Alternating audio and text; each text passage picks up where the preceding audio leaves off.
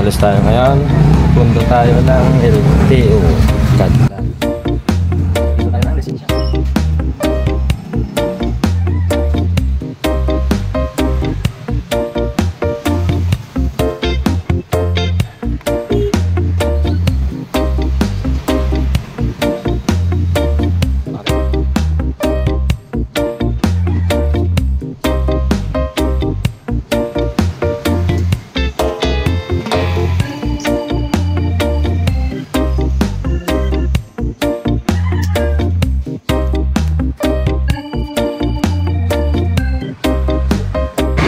Yan, nandito na tayo ngayon sa LTO. Ayan, nagbayad agad ako ng 600 agad ang binayaran sa renewal ng motor rehistro. Bumalik na ako sir at binigay ko na yung papel. Xerox lang kasi kung ano na yung repo po niyo extra po para automatic yung insurance sir. Mayo po yun lang yan piso sa kuya at ang ano Xerox muna po pwede mo yung Xerox para makakata ng insurance. Xerox muna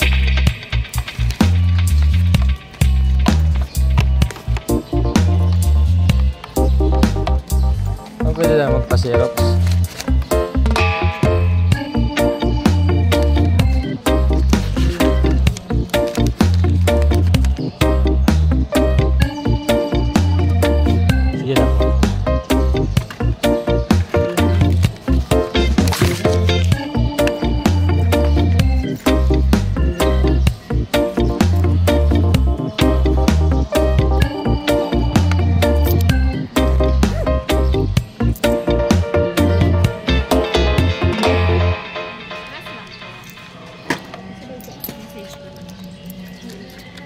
Yan na po, yan naman yung bare.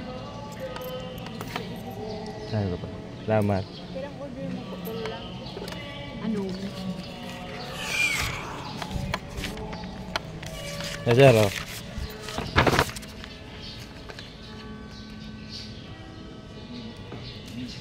Dyan na lang, yan. Ano pala diyan? Diyan, saya hindi po giraray.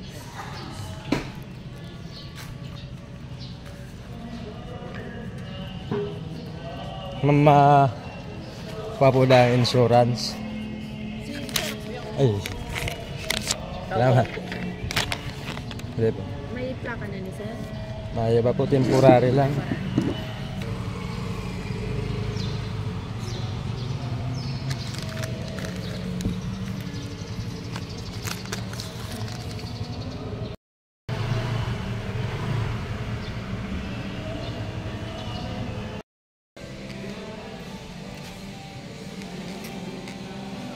Sir.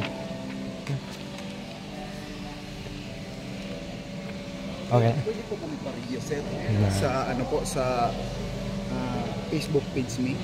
Sige sir. May problema sir. Iba-vlog ta pa. Sige, may ano naman ako. May account sa YouTube. Good morning sir, good morning. Sir ni sir. Meron pa sa atin nakakakilala. Ayan dito sa LTO. Bilis, wala pang 30 minutes.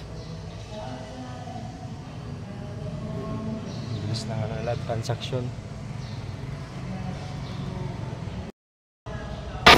Yan, i-recommend ko sa inyo. Dito na lang kayo mag-renew sa Pili, sa Kadlan. Napakabilis at napakabago ang mga gamit. Moderno. Saka hindi hassle yung pagre-renew. Step by step, pasunod-sunod. Bilis lang. Para ka lang nag-order ng Jollibee. Yan, parang may order si Jollibee, nag-aantay sa bintana. Very accommodating yung mga tao dito, yung staff napakababait. Approachable sila, mabilis kausap, mabilis pakiusapan. Nakaya-assist ka talaga nila, hindi ka maliligaw, lalo na sa mga first timer na mag-renew dito. Ako nga, first timer din ako mag-renew dito sa LTO Pili Kadlan kasi almost 5 years din akong hindi nakapag-motor gawa ng nag-Saudi ako. Ngayon na naman lang nakapag-renew sa LTO. Meron na rin sila dito ng LTO license, saka sa LTO registration ng renewal ng mga sasakyan, motor, lahat. Napakabago, moderno ang gamit. Napakalinis, yan, mabilis talaga. Dumating ako dito ng 7 PM. Ayun pa, 7:30 na. Tapos na.